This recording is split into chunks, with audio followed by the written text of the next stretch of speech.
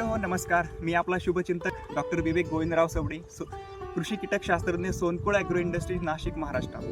शेतकरी मित्रांनो, आपल्या महाराष्ट्रामध्ये सगळ्यात अग्रगण्य फळ पिकांमध्ये जर पीक असेल तर ते म्हणजे पोमोग्रेनेट, डाळिंबाचं पीक. पण मित्रांनो, या डाळिंबाच्या पिकावर सगळ्यात महत्त्वाचे येणारी किडी म्हणजे फ्रूट बोरर असेल, तुमच्या रस शोषक किडी असेल.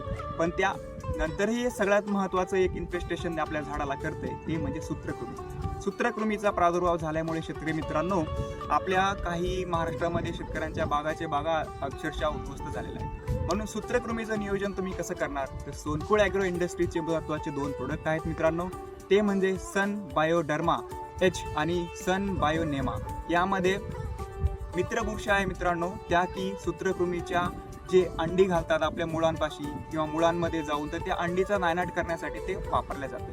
तर शेतकरी मित्रांनो, याचं ॲप्लिकेशन तुम्ही कसं करणार तर ते आपण बघणार आहोत. याचं ॲप्लिकेशन तुम्हाला पर एकर ड्रीपमध्ये जर सोडायचं असेल तर 1 ते 2 लिटर प्रति एकर तुम्हाला सोडायचे ड्रीपमधून.